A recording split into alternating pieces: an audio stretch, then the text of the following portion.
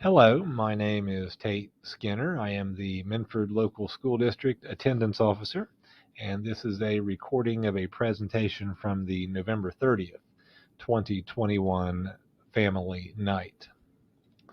So here's an overview of the process that we go through for truancy here in our school district. Here's everything on one slide, and then we will go through some details after that. So the process goes like this. A student is absent. Notes are not turned in. Hours add up. The student becomes truant. A report is submitted to the county truancy office. The county truancy office notifies parents. A meeting is held on Wednesday with parents. An AIT plan is put in place. If no further unexcused absences occur, then the plan ends in 60 days. If further unexcused absences occur, then charges are filed. The student is court ordered to attend. Violations of the order are reported to the court. And that's everything. That's pretty much the whole process in one slide. But of course, as with everything, there are details that go into that. So here are the details that I will explain to you. Truancy is defined as absent without a legitimate excuse. That's pretty much common sense.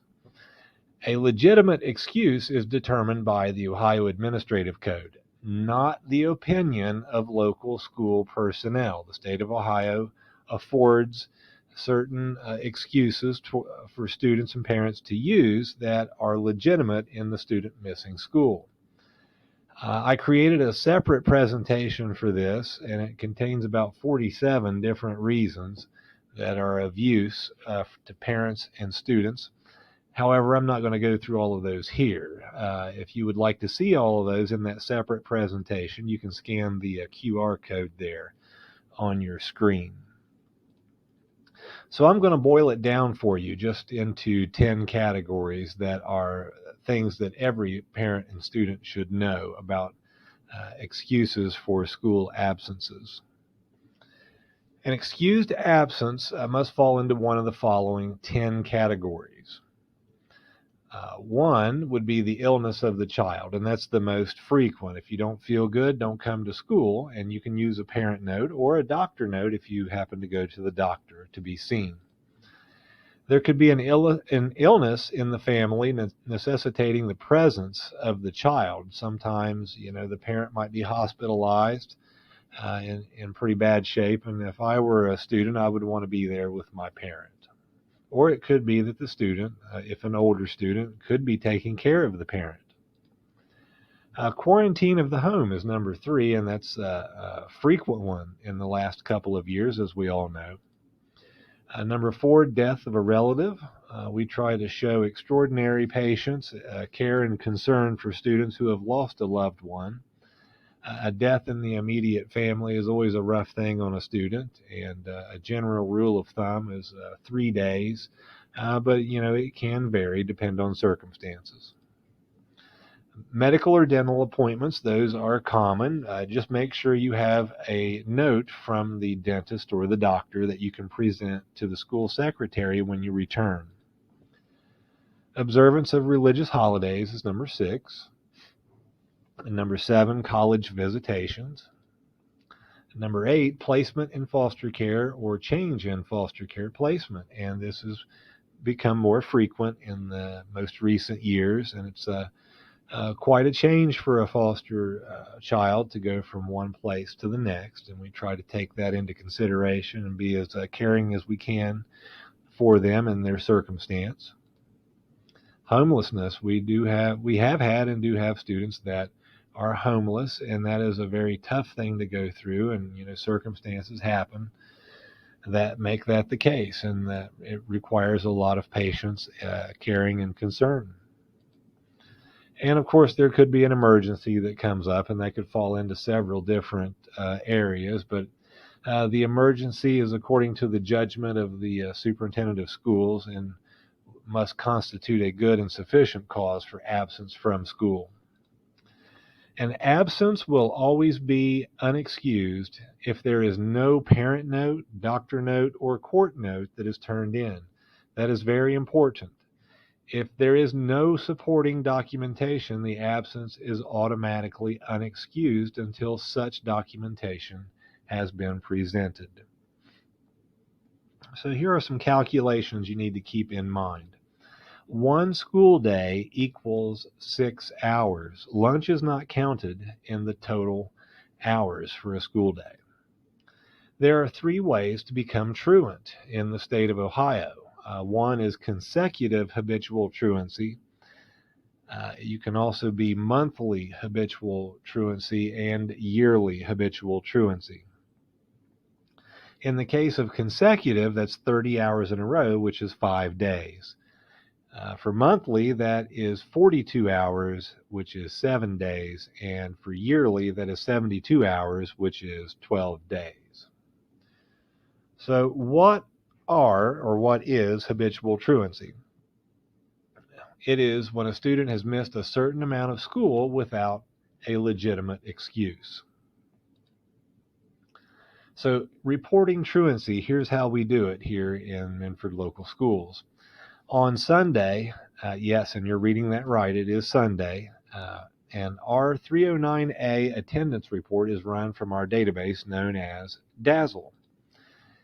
A report is run for each school, the high school, middle school, and elementary school. The report is run in such a way as to only include those who have at least 5 unexcused absences. An absence threshold summary is also run from DAZZLE that gives alerts for habitual truancy and excessive absences. Now, excessive absences, that is when a student's combined excused and unexcused absences cross over a certain total. And for 1 month, that is 38, and 1 year is 65.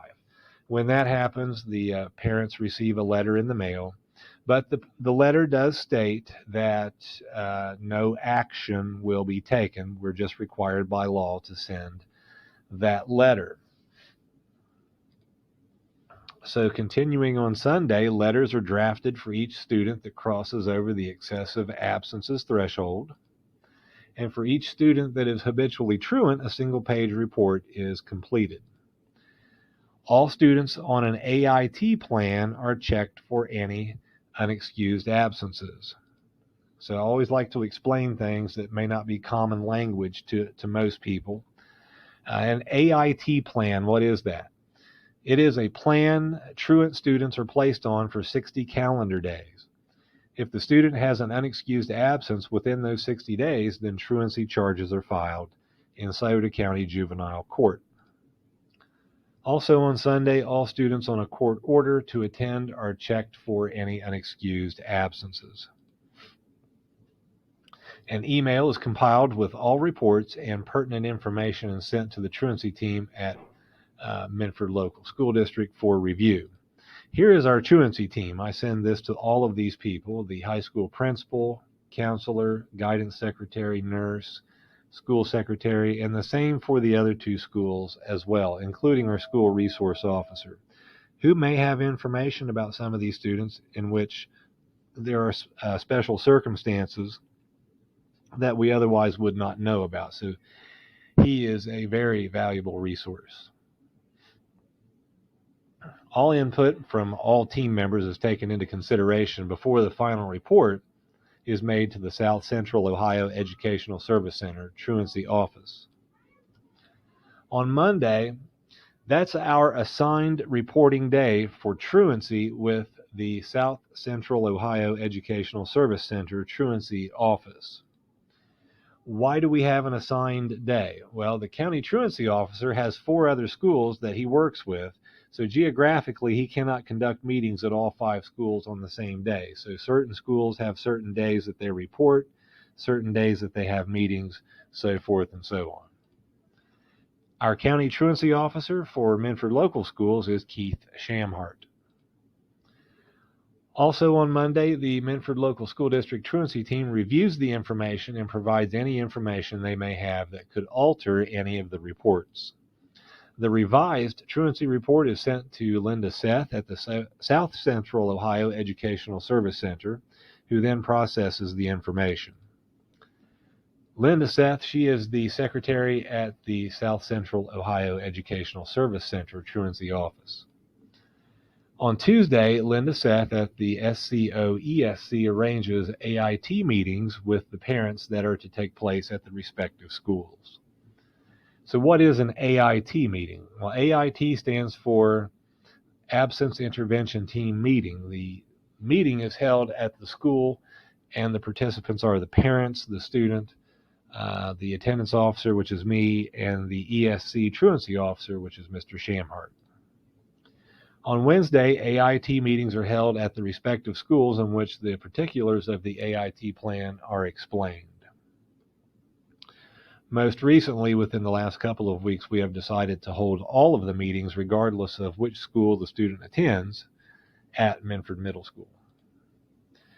So what are the particulars of an AIT meeting? Parents are asked for reasons why the student has missed school without an excuse. Reasons are listed on the AIT plan form. The plan lasts for 60 calendar days. Parents are advised that a further unexcused absence within the 60 calendar days will result in charges being filed in Scioto County Juvenile Court.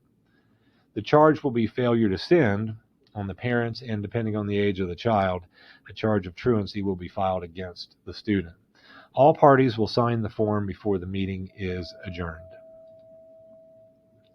Now, every school day, all students on an active AIT plan will be checked for further unexcused absences. Students are given a reasonable amount of time to submit notes. Now, here are the top 5 most interesting reasons for absence. Number 5, I can't get my son to get out of bed. Will you come to my house and make him get out of bed? The answer to that is no. Number 4, I don't know how to use an alarm clock. Number 3, our dog ate the doctor notes. Number 2, we didn't know there was a certain number of days he had to attend. And number 1, it's none of your business. Unfortunately, it is. It's our business to know why students are not attending school, and we must ask what those reasons are. All right, so if you ever have any questions about truancy, feel free to give me a call here at 820-2181, or you can send an email to tskinner@minfordfalcons.net. Also, you're welcome to send a text message to the school text number, which is 216-532-5266. Again, that's 216-532-5266. Thank you for watching, and have a great day.